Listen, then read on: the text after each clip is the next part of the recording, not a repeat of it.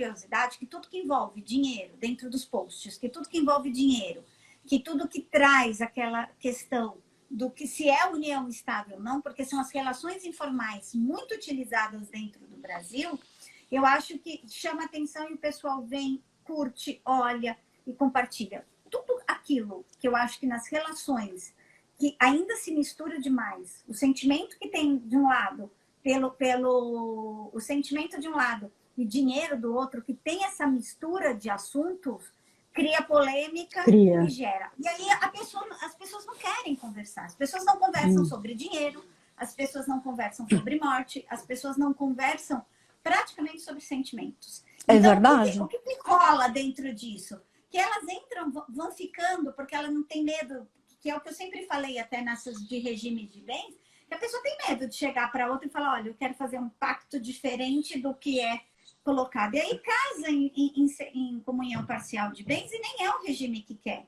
Não, ou se não. já separa, já começa a brigar pela partilha de bens, já é o que é meu, o que é seu, o que é nosso, né?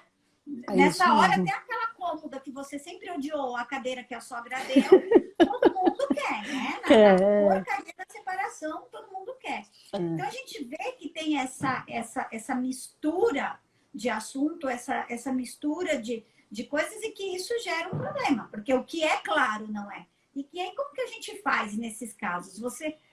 Eu não consigo saber, né? Você orienta, mas as pessoas quando chegam, tanto para mim quanto para você, já foi, né? Eu sempre falo que as pessoas deviam procurar o advogado antes de casar, né? Antes de namorar, pelo jeito, né? Eu acho super importante isso. Eu já fiz alguns casos com pacto antinupcial, elaboro pactos e tal, mas é muito raro a pessoa vir por conta disso, querer se instruir de como funciona. Ah, vou por aquele regime lá que o cartório falou que é, né? Você ouve isso o tempo todo. Assim como as pessoas fazem pacto de união estável, escritura de união estável é aquele modelinho básico ali do cartório e pronto, porque quer ser dependente no plano de saúde, né? É para isso. Faz a porcaria também do testamento sem fazer sem nada. Advogado, que não serve para nada aquilo ali. Então, o regime de bem estremece, não querer colocar o sobrenome do marido foi um crime e precisei colocar. Mas é isso mesmo, é bem isso, entendeu? Você vai chegar pro cara faltando para casar e vai... A mulher acha que tem que ser uma proteção. Não quer casar por separação total de bens, porque acha que tem que ser uma proteção.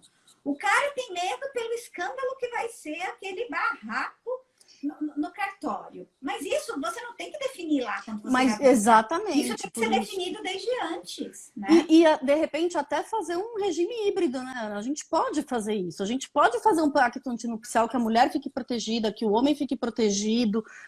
Não tem por que não fazer, né? Eu acho que a gente tem que lembrar que o casamento, antes de tudo, é uma formalidade e é um contrato. Então, tem que estar todo mundo de acordo com aquilo para assinar, né? E a mesma coisa... Você tem que saber os efeitos daquele contrato antes de assinar. Sim. E a mesma coisa eu falo para todo mundo. Eu sempre falo isso para os clientes. Eu falo, você pode fazer pacto antinupcial, contrato de união estável e testamento sem a presença de um advogado no cartório. Mas eu falei, eu quero ver o cara sentar e pôr o que eu ponho. Não põe, não põe. Vai lá, vai lá, não Andréia, põe.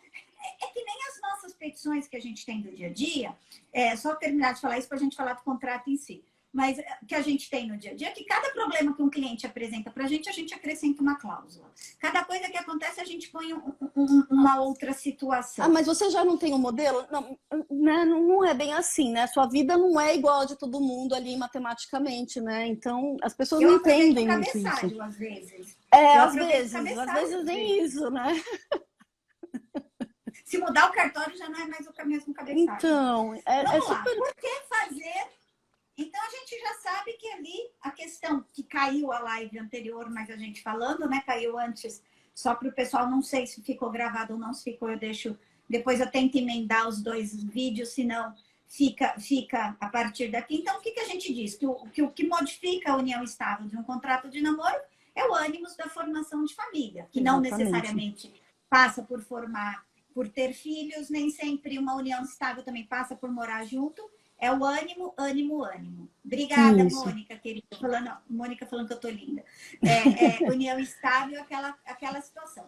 Tudo bem, por que eu sento e faço, então, um contrato de namoro? Por que a gente vai sentar e fazer um contrato de namoro se a lei simplesmente fala para mim que eu tenho que colocar no papel aquelas regras de um relacionamento com um peso, uma união estável, um casamento, né? Ele traz aquilo. Mas por que eu vou ter que regularizar um contrato de namoro se simplesmente eu não quero formar família com essa pessoa, André?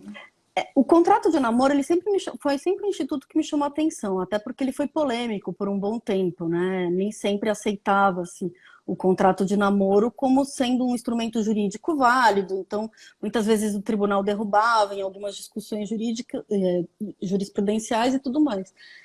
E acho que ele ganhou um peso diferente na pandemia, né? Foi quando ele passou a ser mais notado. E foi justamente isso, quando as pessoas perceberam que, bom, a gente está no meio de uma pandemia, a gente tem que fazer um isolamento social, um afastamento, mas, poxa, comecei um namoro, quero ficar junto, quero passar mais tempo junto, vou mudar para casa dele, vou mudar para casa dela. Mas eu não quero que seja uma união estável, eu não quero que seja um casamento, eu não quero que tenha reflexos jurídicos nos meus bens patrimoniais. Então, como que a gente faz para limitar isso? E aí lembraram que existe o contrato de namoro. O contrato de namoro, eu acho que ele justamente é isso, né? Em termos populares, é o breque, né? Aqui é o limite. Eu nunca tinha escutado essa. Mas não é. Aqui é o limite. Daqui ninguém passa, e se a gente passar, a gente vai decidir que passou, né? Então, eu acho que ele é justamente isso. Para colocar, eu até ouvi uma definição muito interessante de um professor, que agora não estou me lembrando quem foi, que falou, é como se fosse o noivado antigamente. É aquele período ali que você tá para experimentar, vai, não vai, vira casamento, não vira. Só que hoje a gente precisa pôr isso no papel, né? Porque a união estável a união estável foi muito debatida e combatida por muito tempo, né? A gente viu toda essa história na nossa vida profissional. Falava-se como tratavam a união estável como concubina, né? E tudo mais. Família paralela, assim, né? Então, ela não é esposa, ela é a concubina dele. Não, união estável é amante. Gente, concubinato, família paralela é o que a gente chamava de amante, tá? Esse é o número 2. Se é não oficial. Eu vou brincar como a gente brinca lá no escritório, prestar servicinho sem nota. É, bem isso, boa. E aí, eu acho que foi aí que o contrato de namoro veio, né? Durante a pandemia, justamente por isso, e porque a união estável, hoje a informação é tão mais acessível, então as pessoas sabem que gera efeitos, né? Gera efeitos patrimoniais, gera efeitos de herança, gera efeitos de dever de assistência, né? E o namoro, não. O namoro põe o limite aqui, olha, isso aqui é só um namoro, e se a gente quiser que isso se torne uma união estável, ou a partir disso a gente vai se casar, é outro passo. Mas aqui a gente vai parar aqui, sem efeitos. Eu, quando faço um contrato de união estável, Andréia, eu coloco 500 requisitos nele. Então, eu vou colocar previsões de previsão de bem, vou declarar desde quando que a gente está naquela união estável, lembrando que não cabe mais questão de...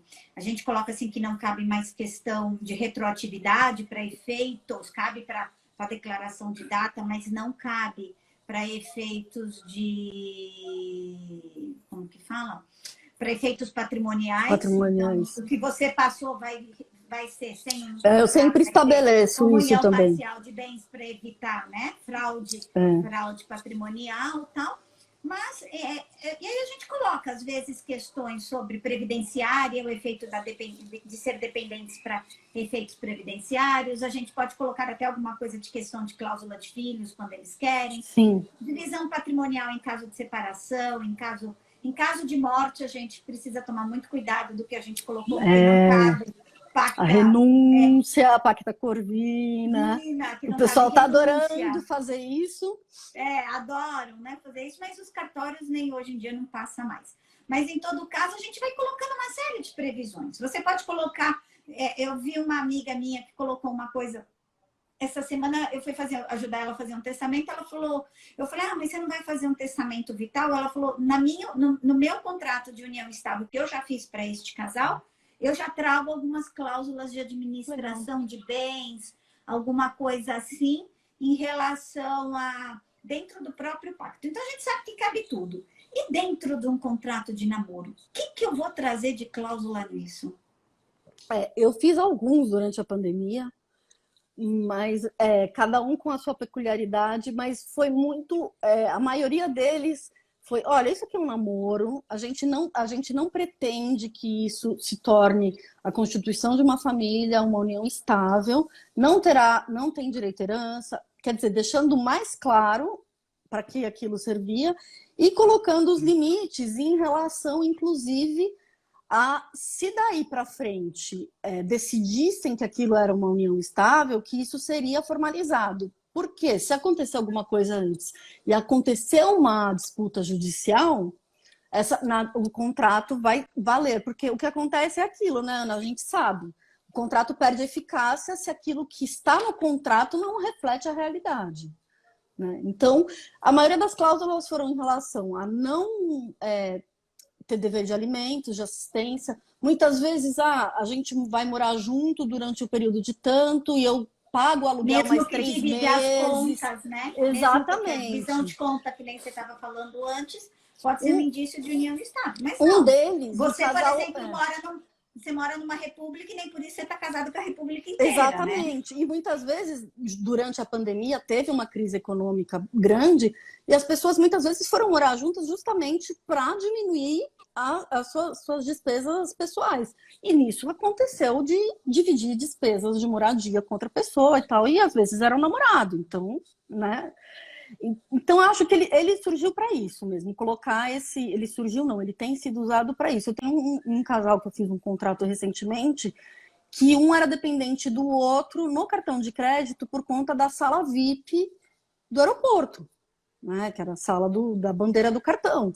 E aí, assim, quando o contrato já estava pronto, o cliente me ligou e falou assim, doutor André, eu lembrei de uma coisa, ele é meu dependente no meu cartão de crédito, isso pode significar alguma coisa? Eu falei, olha, na dúvida, vamos colocar lá que isso não significa que vocês tenham uma vida em comum financeira e tudo mais. Então, eu acho que é isso, é expressar a vontade de que você não quer que aquilo seja visto como um casamento, como uma união estável. A grande questão, né, aí a gente entra um pouco na questão da publicidade da relação e tal. Isso, talvez, assim, eu sou meio...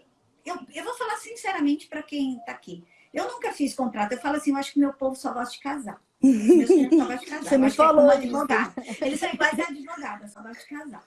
Entendeu? Ninguém namora, todo mundo casa direto, vive um dia. Deus me livre, não fala assim, não, eu tô fora. Não, a gente vai abrir uma campanha até o final da live, a gente vai abrir uma campanha para arrumar um namorado até sábado, nós dois para sair para beber, porque para desnamorado a gente precisa de um namorado. Mas brincadeira, duas solteiras, isso eu não fazer festa dos solteiros, André, pelo amor de Deus. Não, vamos lá. Não, na pandemia não dá certo. Não, a questão eu nunca fiz. Os meus clientes gostam de casar, pacto a gente comentou e tal. Então, o que eu te pergunto, te procuraram já para desfazer um contrato dele? Não. Inclusive, assim, eu tenho um contrato de uma dissolução. Como existe aquele documento lavrado no cartório, mesmo que seja testamento vital, que é a mesma que a gente traz para uma série de coisas, é aquela declaração. Ela vai ficar lá no cartório. A gente precisa dissolver, não sei nem fazer um distrato. Eu coloco uma cláusula de resolução, resilição, enfim, para que quando as partes decidirem que elas não querem dar continuidade àquilo, vai ser rescindido o contrato. Caso se torne um casamento ou uma união estável, um substituirá o outro. Automaticamente. E muitas vezes eu coloco uma cláusula na qual eu falo o seguinte: caso seja visto esse relacionamento, seja entendido juridicamente como uma união estável, o regime de bens que o regerá é o da separação total de bens. Boa. Porque daí você resolve o problema. Esse é o pulo do gato, né? A gente aqui, tô dando o pulo do gato já, mas é esse o pulo do gato, né? E o meu primeiro contrato de namoro que eu fiz faz muitos anos, Ana. Foi para uma pessoa da minha família, deve fazer uns 15 anos, mais ou menos. Falavam muito pouco, o IBDFAN falava um pouquinho já do contrato de namoro, mas era uma situação tão peculiar que eu falei, olha, a gente tenta, faz, tem o instrumento e vamos ver o que acontece. Depois disso, demorou muitos anos para alguém me procurar de novo para isso. E normalmente são pessoas com mais idade. Olha que engraçado, porque a família fez uma pressão, não quer que aquilo vire um casamento ou uma união estável. Então, para não casar, a pessoa faz o contrato de namoro para colocar aquele freio ali. Mas a maioria das pessoas que me procuraram antes da pandemia eram pessoas com mais idade. Pós-pandemia, não. São pessoas mais jovens. Me diz uma coisa que me ocorreu agora, né? Que você está falando aí que faz tempo que você faz e tal. Declaração de união estável, eu posso fazer, eu, Ana, posso ir num cartório e declarar que eu estou vivendo numa união estável unilateralmente. Sim. Às vezes o pessoal faz para plano de saúde, faz para dependência de, como que é? Para dependência de cartão de crédito para milhas. Plano de saúde e para financiamento imobiliário, quando está noivo. Fazer o contrato de namoro unilateral também. Você sabe que eu nunca pensei nessa possibilidade? Eu acho que é uma declaração, o cartório pode colher uma declaração de qualquer pessoa que chegue lá para... Eles têm fé pública para isso, mas eu não sei qual seria a validade. A gente precisa pensar um pouquinho na estrutura jurídica disso, porque o contrato de união estável de namoro em si, a gente pensa o Código Civil, autonomia de vontade, as partes podem definir o que elas quiserem da forma como elas quiserem, desde que não seja contra a lei. Agora, você dá lá uma autodeclaração, olha, estou namorando fulano, eu não consigo pensar nas consequências jurídicas disso até. Nem faz sentido, porque se a questão do contrato de namoro é regulamentar a situação entre duas pessoas, a declaração unilateral, compareceu, porque o cartório vai pôr, compareceu aqui a Ana, brasileira, declarou advogada, o seguinte, divorciada, né? E tal, para declarar que está namorando e que se for conhecida é a separação. Mas você não tem anuência da outra pessoa. Então, que qualidade vai ter? É um contrato de você com você mesmo? É isso? Eu acho que a gente pode ser a melhor pessoa, né, para conviver. Para ter Minha mãe tá colocando aqui que perdeu a graça namorar. Olha, eu vou te falar. Eu já ouvi isso muitas vezes. Eu fiz duas lives no ano passado sobre contrato de namoro também. E muitas vezes as pessoas me falaram isso. E eu entendo, porque as pessoas falam, é a burocratização do relacionamento. Mas ao mesmo tempo, a gente na nossa vida prática, a Malu, minha amiga, nós, na nossa vida prática, vemos isso o tempo todo. A gente sabe o quanto pequenos gestos da nossa vida civil podem refletir depois, por anos e anos, patrimonialmente, enfim, de várias formas. Então, por que não usar esse instrumento jurídico que está aí à disposição da gente? Claro que cada caso é um caso, mas eu não vejo como falta romantismo. Então, eu acho que dentro do contexto fático, daquela dinâmica, daquela família, daquelas pessoas, daquele relacionamento, ele pode caber sim. Eu sou defensora dele. Não é isso. O amor não tem nada a ver com dinheiro, não tem nada a ver. E eu vou falar, e quando as regras são muito claras, eu sempre falo isso, dentro do casamento, dentro de uma união estável, agora vamos falar dentro de um namoro, do que você espera, expectativa em relação ao outro, do que vocês acreditam em relação a filhos, em relação a dinheiro, em relação a tudo, a chance do amor durar é maior. Muito maior, mas é isso que eu falo, porque está conversado. Minha avó portuguesa tinha um ditado. A falta de dinheiro entra pela porta, o amor sai pela janela. Mas isso... Então, quando cada um administra o seu, quando cada um tem uma situação, onde ambos têm ali um jogo de tudo bem que eu não tenho, faço minha vida, eu, Ana, tenho uma carreira meteórica, meu marido não tem. Ele é funcionário público, vai ganhar a vida inteira aquilo. E eu, numa ascensão cada vez maior. Tranquilo, a gente pode fazer um misto, ter alguma coisa junto, ter ter o nosso apartamento, o nosso canto, viajar conjuntamente com ambos pagando, tudo bem. Isso vai ser o que a gente colocou de regra, já coloca, documenta ali. Quando a gente não tem essa documentação de dizer que é um pacto diferente, o que acontece? Ele pressupõe. E aí é onde vem aquelas histórias do seguinte, eu trabalhei a vida inteira, eu tenho que dividir o que é meu, sabe? É como se a outra pessoa não merecesse. Fosse um nada. Era uma samambaia ali na sala que ficou ali o tempo todo, enquanto, né? Eu tenho um pavor disso. Não, eu tenho até... Andei conversando com umas amigas minhas aí, acho que podia ser até tema de uma live bem voltada para as mulheres que a gente poderia fazer, né? É a questão do tanto de mulheres que têm largado a profissão para cuidar dos filhos enquanto o marido desenvolve. Pontou isso de uma forma... E eu tenho atendido mulheres em situações que são inacreditáveis. É o meu tema da semana que vem. Jura? É o tema da semana que vem. Nossa, outro dia eu falei, eu vou fazer uma palestra para essa mulherada, porque não, gente, não faça isso. Você depois de novo, mas é autonomia e dignidade antes e após o casamento. Que até vai ser com a Larissa Toledo, com a psicóloga, e ela porque ela falou isso há umas 3 lives dela atrás, e foi onde surgiu a ideia tô assim dessa coisa da mulher largar. Eu tenho pelos dois lados, eu tenho pelo cara e tenho pela mulher, né? Dela largar o trabalho para ficar, e quando aquele relacionamento acaba, desmorona. Ela fica... Não, e assim, eu tenho clientes que estão em situações que você fala, gente, a pessoa chegou numa situação triste, muito triste. Muito. Então, acho que... É tudo, estamos falando. Autonomia. A Sabrina. Autonomia, a gente tem que... Não adianta falar que não, né? A gente tem da nossa independência, a gente tem controle da nossa própria vida e a gente tem igualdade para discutir com o outro o que a gente quer fazer da nossa vida, da vida em conjunto, em comum, inclusive.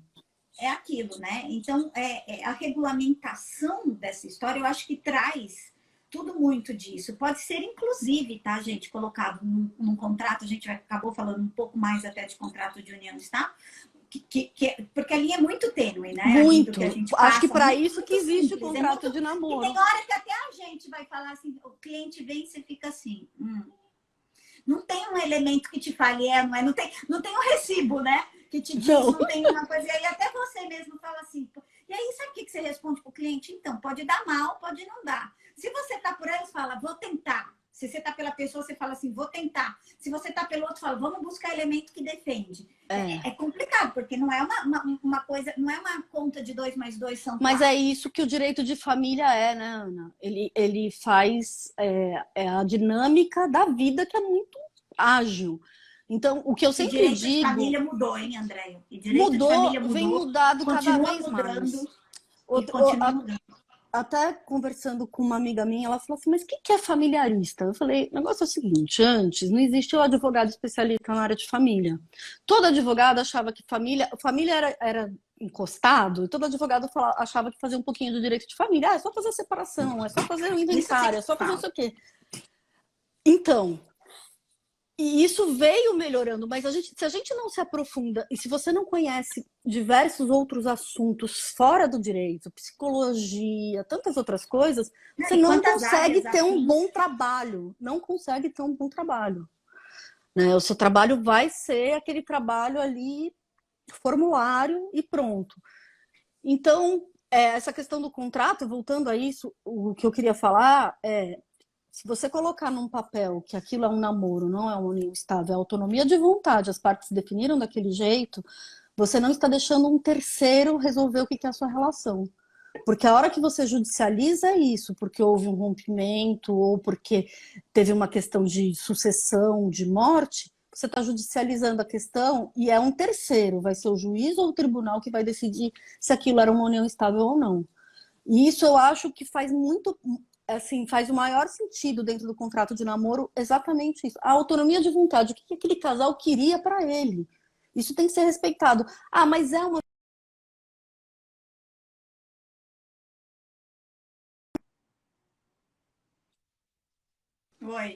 Oi, travou de novo. Vai, fala. Mas é aquilo, isso é uma união estável configurada? Não, eles não queriam que fosse. Eles definiram que não era. Então, por que que alguém vem um terceiro definir como aquela família vai funcionar? Se aquele casal era um casal em união estável que só namorava. Então, eu acho que isso é uma das principais justificativas para o contrato de namoro existir, porque a gente está aí correndo riscos o tempo todo, né? Me fala uma coisa, cabe um contrato de namoro sem ser por escritura pública oficial? Eu posso fazer como se fosse um testamento particular? O que eu tenho que pôr? Duas testemunhas? Eu já fiz. O último que eu fiz foi particular, inclusive, porque o casal... quando eu fui tentar explicar sobre a publicidade que uma escritura pública tem, ele falou, não, eu não quero que seja... Aí não adiantou. Eles decidiram que queriam mesmo fazer por instrumento particular. Duas testemunhas, dentro de toda uma técnica para que justamente não aconteça a configuração da união estável e que surta efeito para outras searas também. Mas eu ainda acho que a escritura pública é o melhor instrumento, é a melhor forma. Mas dá para fazer particular. Tá. Você acredita que se... Eu sou namorada, ok? Não quero viver em união estável, quero ser namorada. Porém, dentro dessa convivência de pandemia, né? Só estamos nós dois, a gente não tem que fazer, vamos fazer um neném. Fizemos um neném. Você acha que isto automaticamente transforma esse namoro em união estável? Ou eu posso continuar até morando sob o mesmo teto, criando um filho num projeto parental e continuar num namoro sem ser uma união estável? Isso que eu acho, porque pode ser um ajuste parental só, né? Porque se você pode ter um ajuste parental no caso de uma doação de esperma e tudo coisa. Exatamente. Então eu penso isso. Se aquele casal manifestou a vontade de que aquilo não fosse visto como semelhante a um casamento, o que a união estável pode continuar sendo assim. A não ser que alguma coisa aconteça que desconfigure aquela vontade mesmo do casal, né? Que aquilo passa... Porque você pensa, o que é um relacionamento que seja de conhecimento público? Todos são, né? Aquela coisa socialmente... Todo namoro Não adianta você falar que é público, é notório, né? Não precisa ser uma união estável para ser público e notório. Então, acho que aquele limite existe sim e pode ser estabelecido. Se aquela é a vontade das partes, pode ser expressa. Não vale esconder da mãe e do pai, porque senão não é namoro, né? Não. Outra pergunta. Já vou fazer nos comentários daqui a pouco do pessoal. Cabe uma cláusula de indenização por traição? Eu acho que não. Foi a pergunta que eu botei nos stories hoje de manhã.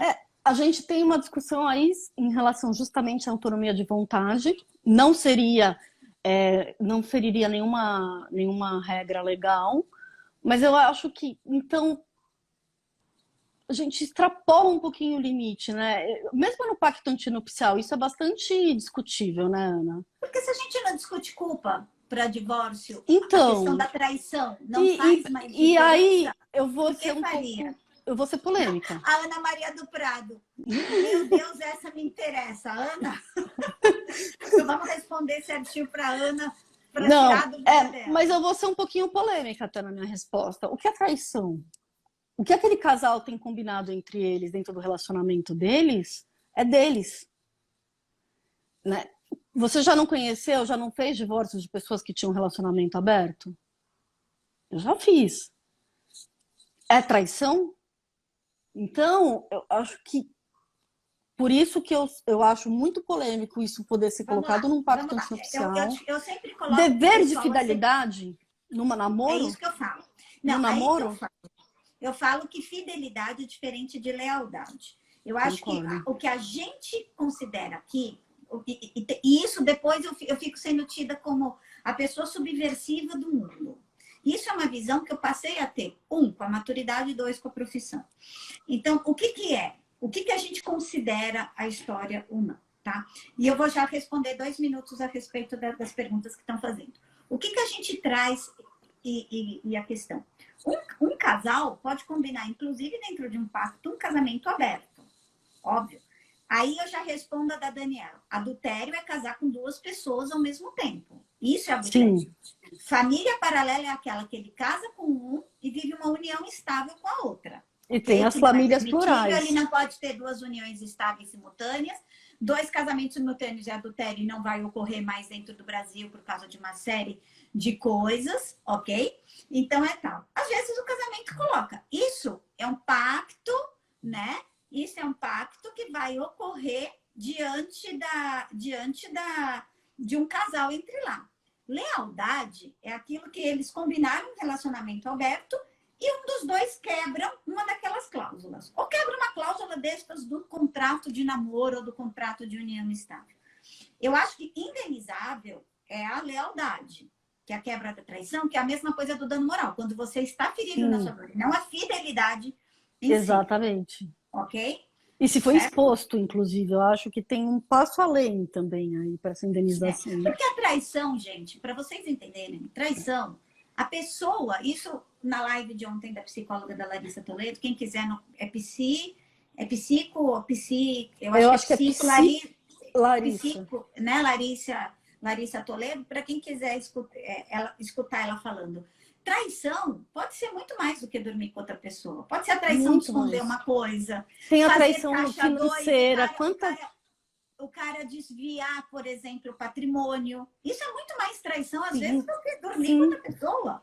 Gente, aqui já é opinião pessoal, ok? Mas é verdade, do que a gente tem no dia a dia. Então, se eu for pensar, existe uma traição patrimonial, por exemplo, entre o casal. Existe. Ok?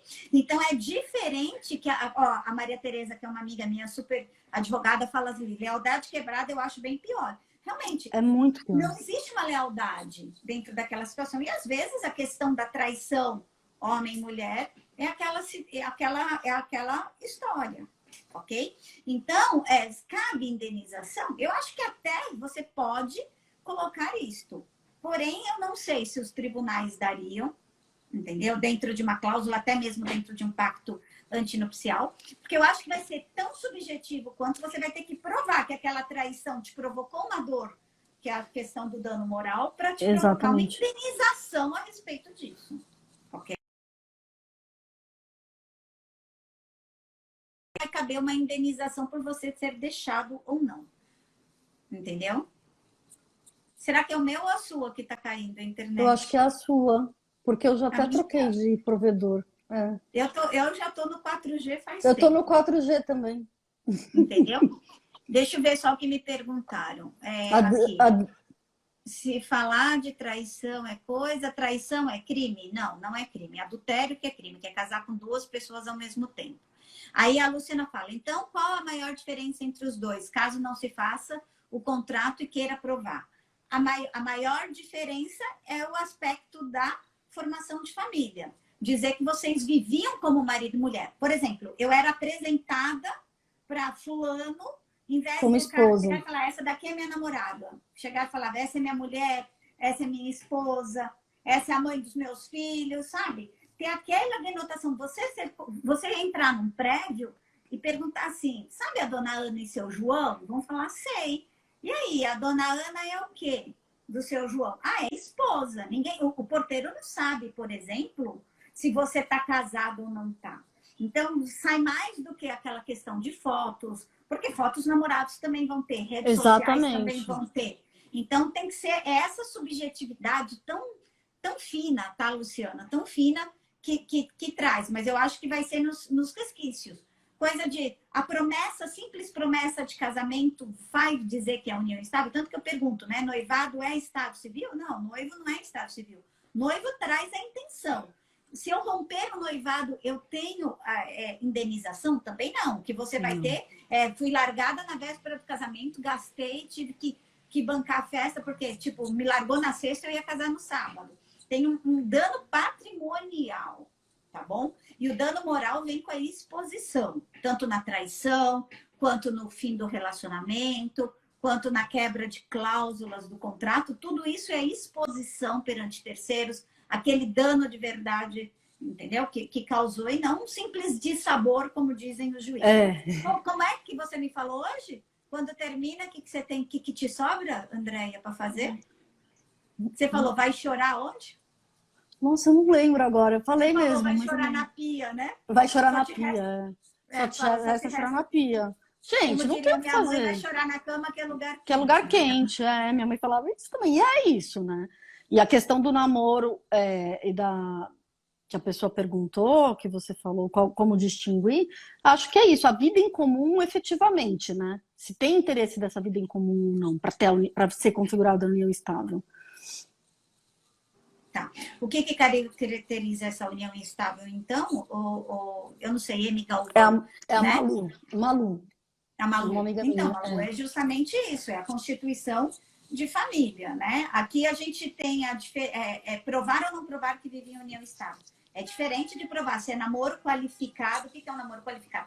Gente, namoro é aquele que você pega na mão, vai no cinema, sai, talvez leve 6 meses para apresentar. Namoro qualificado é esse que a gente está comentando da pandemia, de morar junto, às vezes, e dividir algumas contas, fazer alguma coisa, entendeu? Namorada de homem casado tem direito à pensão dele? Claro que não. Depende, e se for separado de fato? Ah, sim. E aí viver numa união estável com a pessoa, sim, mas a namorada de homem casado, no que ela está tentando dizer, é o casado vivendo em família paralela. Se entendeu? O casado tiver relacionamento simultâneo, não. Tem que ser simultâneo. Se tiver uma separação de fato e o estado civil dele continuar sendo de casado, aí é discutível. Tá. E aí eu só vou dizer uma coisa, até meio que para a gente encerrar, depois a gente faz as considerações, vamos fazer fofoca, eu quero foto, eu tenho que tirar os nomes para a gente fazer, né? E tal. E aí, o que a gente fala? Gente, é impossível alguém entrar num relacionamento com um cara casado e não saber que o cara é casado. Concordo. Certo. André ficou até muda. Não, mas é verdade. Assim, a gente ouve umas histórias, eu não imaginava, mas, gente, há sinais, né? Na sexta o cara não pode... Você chama no sábado, não pode. Tá jogando futebol. Fim de ano não pode. Você quer viajar, o cara não pode. Outro assunto. Ele tá separado de fato, mas mora na mesma casa. Nossa, eles só estão morando na mesma casa por conta de divisão de bens. Ou porque então por causa dos filhos. Dos filhos, gente. Por favor. Quem se separa não aguenta morar debaixo do mesmo teto. Pode, né? Sim, Malu Galvão. Tem os caminhoneiros, tem os marinheiros, tem vamos dizer, os comandantes de avião. Tal. Ela falou piloto de avião. Antigamente conseguia-se muitas vezes casar, porque o cara casava lá, casava. Mas tem os indícios, né? Uma hora a gente percebe. Uma hora se percebe. Não. Uma hora você acaba pegando. Nem se for num caso de emergência, onde as duas vão ou chorar em cima do caixão ou dentro de um Você viu hospital, aquele caso, né, no hospital do cara na pandemia que foi internado por Covid? Não tô sabendo. Chegou a amante lá, a mulher, quem levou foi a amante e a esposa chegou para ver o que tinha acontecido com ele internado e as duas estavam lá, uma bateu na outra, saiu nos jornais, acho que no Mato Grosso do Sul. E o cara se achando. Deve ter se achado, elas estão brigando por mim, né? Se achando. Eu já fazia terminar de morrer de Covid. Então, vamos fazer um resumão. Vamos. Cabe contrato de namoro quando você não quer correr o risco, então, de fazer parecer uma união estável. Então, resume aí. 3, 4 tópicos que não pode faltar no contrato, Andréia. Que não gera efeitos patrimoniais, que não tem a intenção de que aquilo seja considerado uma união estável, que não gera efeitos de herança e que, se aquilo se tornar ou for passar a ser reconhecido como uma união estável, qual vai ser o regime de bens. Acho que são os fatores principais. Por mais que seja, em alguns momentos, o chover no molhado, é preciso repetir, reconsiderar, porque eles vão assinar aquilo. Ok. União estável é a intenção de formar família, né? Independente de prole comum, prole, filhos, como vocês quiserem chamar isto. Independente disso, vai ser. Neste contrato também cabe algumas situações, porém, dentro do contrato de união estável, o que a gente mais vai ter vão ser efeitos patrimoniais. E é aí que pode ser... A situação. Né? Exatamente. Entre eles, por quê? Porque ali tem, sim, uma formação de família com regime de bens pré-constituídos e que tem efeito tanto para sucessão como para morte. Deixa eu te perguntar uma coisa, uma opinião pessoal sua, que a gente nunca bateu papo sobre isso. Você considera, só para. Aí eu traduzo em 2 minutos só para vocês entenderem. Você considera companheira, né? Ou companheiro herdeiro necessário para fins de sucessão sozinho, concorrendo com colaterais? Sendo técnica, não deveria ser. Porque senão, Sendo por que tem uma de família tendo que se virar? Vai depender do caso. Porque senão, por que a lei diferenciaria a união estável do casamento? Gente, vira uma coisa só, então. Muito bem. Minha mãe tá colocando que desistiu de casar. Viúva há 44 anos, desistiu de casar agora só. Só depois da nossa live. Eu desisti antes do divórcio. Você desistiu antes do divórcio? No caso, mais Ai, nunca mais. Deixa eu só aqui desativar as perguntas. Peraí, deixa eu desativar as perguntas. Desativar comentários. Pronto, que daí alguém faz uma foto. Bem, eu vou fazer uma. Vamos sorrir.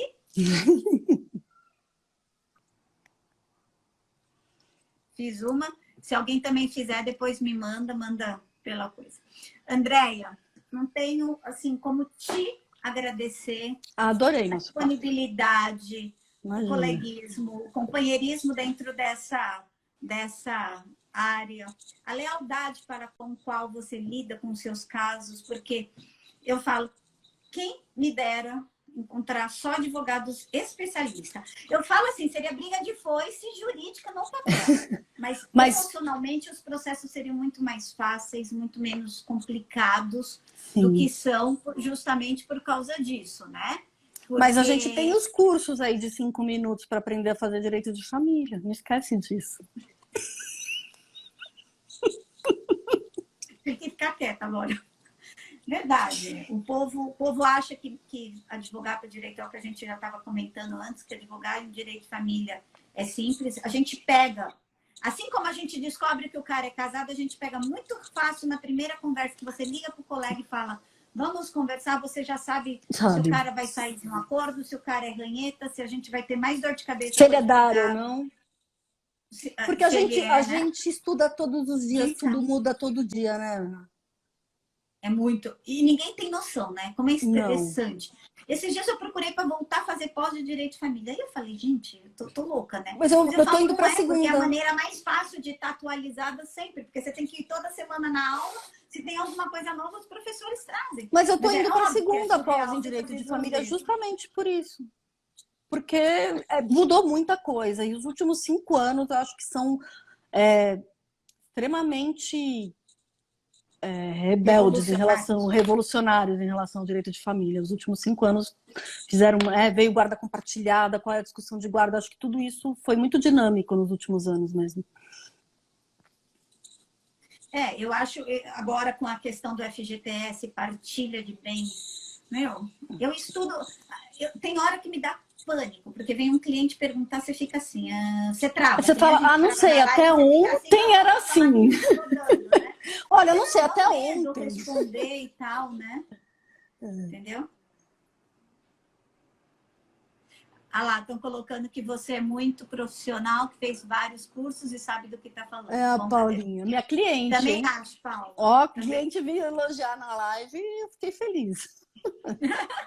Muito bom. É bom a gente ter o reconhecimento, quando a gente tem um reconhecimento, inclusive, da parte contrária. Eu tive essa semana 2 feedbacks, eu falo, pelo menos eu me sinto leal na hora de... Exatamente. Você fala, eu não sou uma fraude, né, nesse meio de tantas coisas fakes.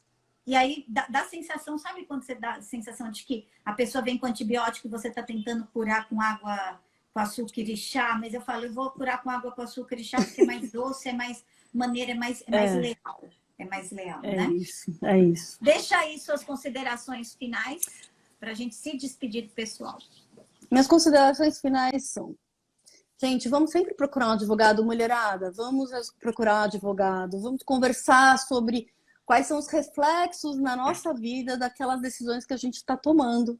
Porque depois o preço pode ser muito alto. Não, qualquer advogado, não precisa ser eu, Ana. Gente, vamos atrás de orientação. YouTube não ensina nada. Fazer faculdade de YouTube, mestrado no Facebook. Não gosto.